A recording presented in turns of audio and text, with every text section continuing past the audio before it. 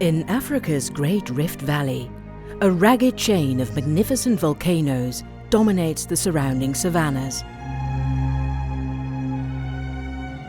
Some are dead, others steam as they sleep, and at least one is very much alive. The most famous of all, the tallest volcano in the world and an icon of Africa, is the Great White Mountain, Kilimanjaro.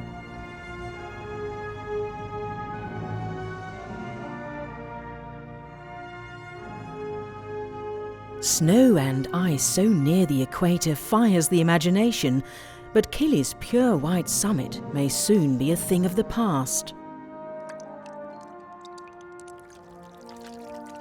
The glaciers at the top are steadily shrinking.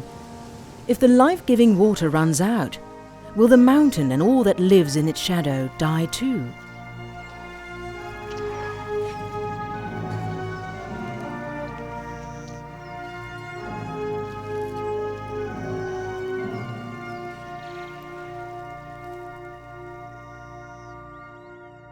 Kilimanjaro stands in Tanzania, East Africa, just south of the Kenyan border.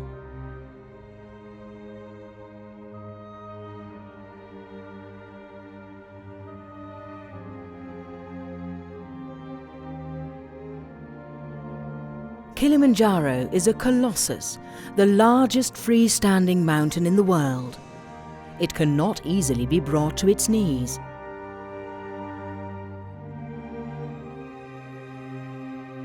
Three degrees south of the equator, Kili rises to a height of nearly 6 kilometers. Its footprint covers over 1,600 kilometers, twice the size of London.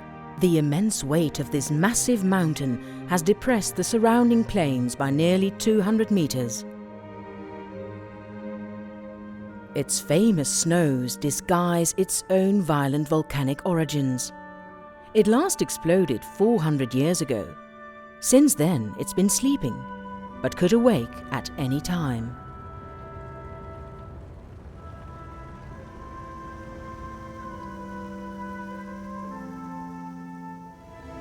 Kili lies on an intersection of major fault lines in the Rift Valley.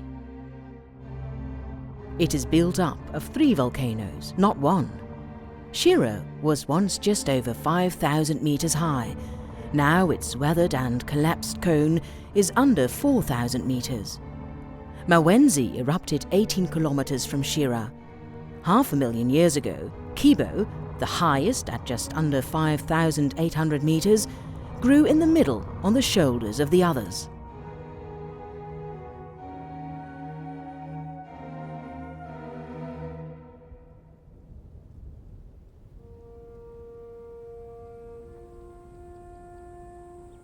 Of all the animals living in the shadow of Kilimanjaro, none is more associated than elephants.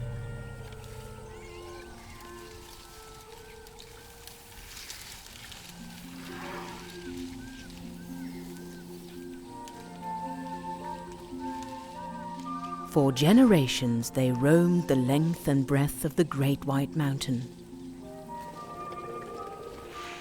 Now people have claimed Kili for themselves, and these gentle giants are only found on the northern and western slopes.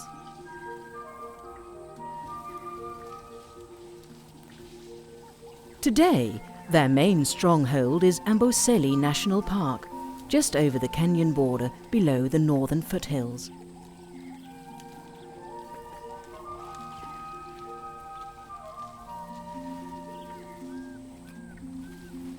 Elephants survive here because the park is protected and the mountain is a great provider.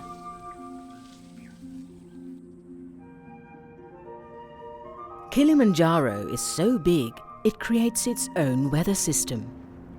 When winds from the sea rise to the top of the mountain, clouds form. They deposit moisture, usually as snow on the peaks, and this filters down through the porous larval rock and a labyrinth of underground aquifers. until it surfaces in swamps and springs in the heart of Amboseli.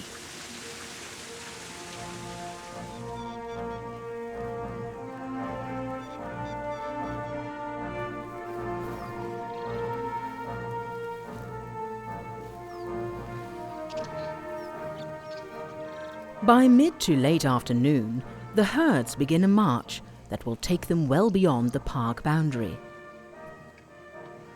Many families move up the mountain where the higher ground and richer earth produce more nutritious and tastier plants. As they head towards the foothills, they move into Maasai thorn bush country. Cattle are a Maasai's prized possession.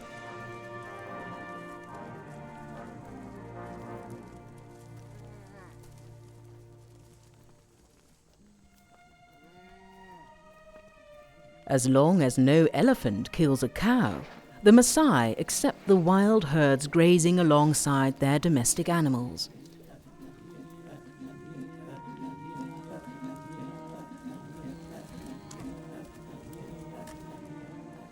This warrior tribe has a fearsome reputation, but they don't kill game for meat. Neither will they tolerate outsiders hunting in their land. For hundreds of years, they have been unintentional protectors of Kilimanjaro's wilderness and wildlife.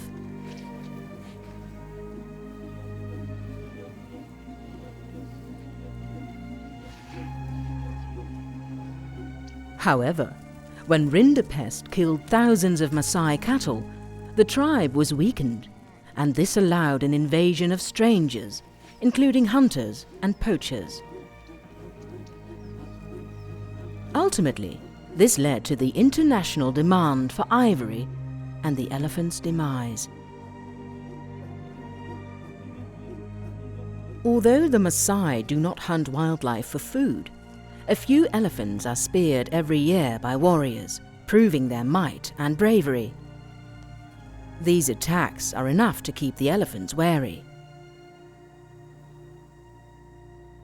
Elephants have been trudging up Kilimanjaro for thousands of years. They move through the dry thornbush country and up to the cooler meadows, found at around 2,000 meters. This fertile belt is now intensively farmed, and almost all of the elephant's traditional migration routes have gone under the plough. Here, even the Maasai are using their precious cattle to cultivate the fields. As farmers rather than herdsmen, they will not be so willing to share their land with wildlife. Increasingly, there are complaints about destroyed crops and a need for more land. There is one narrow corridor left through which the elephants can move up to the forest, but without good incentives to keep a safe passage open, how long before people look to the corridor to feed an ever-growing number of human mouths?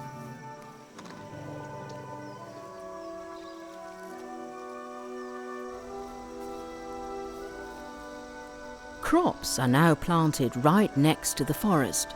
Lush fields full of maize, wheat and barley are hard for wild animals to resist.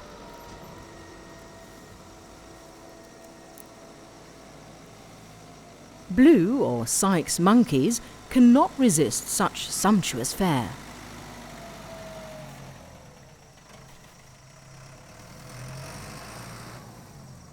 When people grow crops right next to the tree line, they're inviting trouble.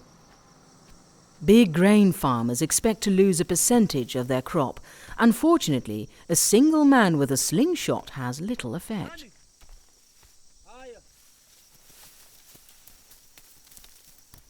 Monkeys are intelligent.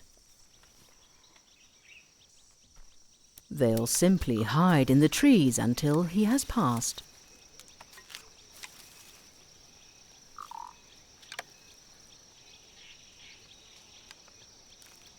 True denizens of the forest, black and white colobus monkeys were once a marksman's target.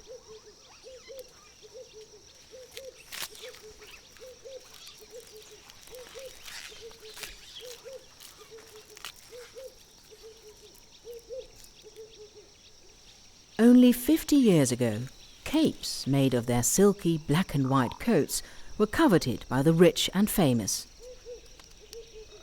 Now they are protected and safe to let their unearthly roars ring out across the trees.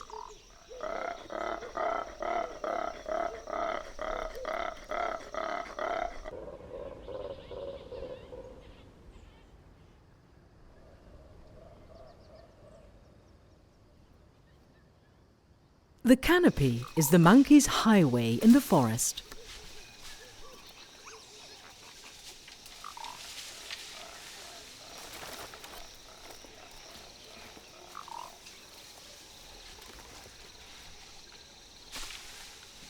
Many of the trees on Kili's gentler slopes have been felled to make way for agriculture. But between 2,000 and 3,000 meters up the mountain, there's still some rainforest left. And amazingly, there are elephants right up here. Kilimanjaro's elusive forest elephants. Shy and retiring, they try to stay hidden.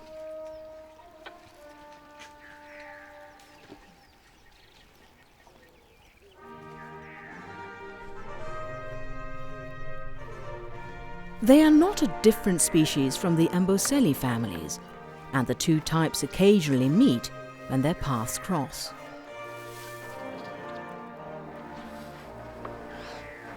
"25 years ago, there were 1,000 forest elephants on the mountain. Now, there are only 220.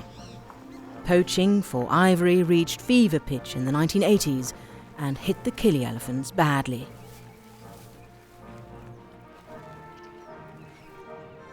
Salt is one thing that will entice even the most retiring animal out into the open. Minerals are in short supply on the mountain. They get washed away. But there are exposed places in the forest where mineral-rich veins in the soil have been uncovered by erosion. The forest elephants have the tools to mine for salt.